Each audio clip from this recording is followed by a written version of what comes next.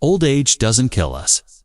Scientists revealed true causes of death. Scientists have determined that nobody, not even a centenarian, dies of old age. Welcome back to Primetime Health, the channel where we break down the biggest medical headlines without the hype. Today, we're diving into a controversial new critique that questions something many people have come to accept as fact: that modern anti-aging science is steadily cracking the code of aging itself. Because, according to a group of researchers, a huge part of the foundation of anti-aging research may be built on a logical mistake, one that could be making promising therapies look far more powerful than they really are. So, what did they find, and why does it matter? Let's get into it. For years now, the anti-aging world has leaned heavily on a famous framework called the Hallmarks of Aging. It's basically a master list of biological key changes, things like DNA damage, chronic inflammation, and dysfunctional cells that scientists say contribute to aging. And the idea is pretty straightforward. If these hallmarks cause aging, then targeting them should do more than just make old organisms feel better. It should actually slow the rate of aging, meaning the entire body deteriorates more slowly over time. But here's the problem the researchers are pointing out. A lot of the experiments used to support these claims may not actually prove that aging is being slowed at all. Instead, they say, many studies might only be showing something much simpler: that you can treat the health problems of being old once you're already old. When the researchers reviewed key experiments used to validate the hallmarks of aging, they discovered something striking. In many cases, anywhere from 57% to 100% of experiments, the intervention was only tested in animals that were already old. Think about that for a second. If you only test a treatment on animals that are already aged, already weakened, already accumulating disease, you can't actually tell if the treatment is slowing aging. You might only be seeing a therapy that acts like a repair kit for old bodies, reducing damage, lowering inflammation, or helping organs function better for a while. And yes, that could still be valuable. But scientifically, that's not the same as proving the treatment changes the speed of the aging process itself.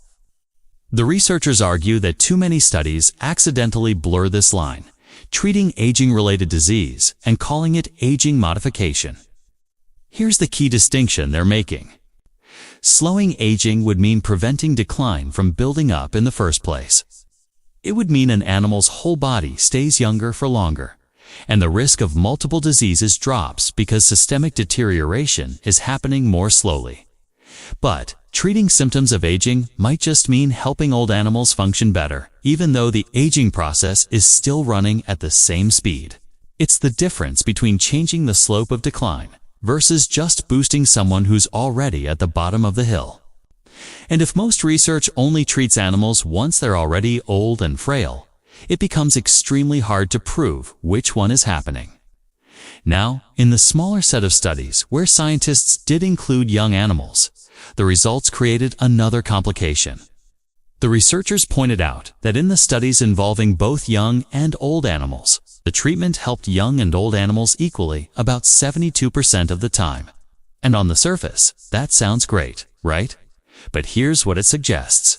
If the treatment boosts health to the same degree in young, healthy animals as it does in old ones, then it might not be changing aging at all. It might simply be providing a general performance upgrade, kind of like giving every car a better fuel additive. The engine runs better, but it doesn't mean the car is aging more slowly. It just means the car is running more efficiently at whatever age it already is. One of the most famous examples they discuss involves something you've probably heard about if you've followed anti-aging news: senescent cells, sometimes nicknamed zombie cells. These are damaged cells that stop dividing. But instead of dying off like they're supposed to, they stick around in the body. And the reason they reconsidered a big deal is because these cells, just quietly exist. They release inflammatory chemicals that can harm nearby tissues. Over time, this chronic inflammation is linked to a long list of age-related conditions, including things like Alzheimer's disease, arthritis, cancer, type 2 diabetes, and more. The claim made by many scientists is that these zombie cells are on T, just associated with aging. They re a primary driver of aging. So the logic goes like this. If senescent cells truly drive aging at the root level, then removing them shouldn't just make old bodies less sick. It should meaningfully slow the rate at which multiple organs break down over time. In other words, it should shift the entire aging timeline, not just improve late-life health temporarily. But again, the researchers argued that to prove something like that, you would need a very specific type of study design, and they don't think the field uses it often enough. Their recommendation: instead of giving experimental treatments only when animals are already elderly, scientists should begin interventions in middle age. Why middle age? Because that's when you can still track an organism's decline in real time. You can watch what happens as aging progresses, whether multiple systems degrade more slowly, whether frailty is delayed, whether disease onset shifts back. That's how you test whether an intervention actually slows systemic deterioration, the kind that eventually leads to disease-related death. Testing only in late life can't answer that cleanly. It might only show the treatment works like a late-stage therapy, not a true aging modifier. And this critique doesn't stop with cells and hallmarks. The researchers also took aim at something else exploding in popularity: biological clocks. These are algorithms designed to estimate someone's biological age, and sometimes even predict mortality risk by analyzing patterns in biomarkers. One of the most common sources is changes in DNA regulation, where certain genes become more or less active over time. The excitement around these clocks is huge because they offer a simple promise. If your clock age is lower than your real age, you're aging slower. If your clock age is higher, you're aging faster. But the researchers argue there's a major flaw in how these clocks are often interpreted.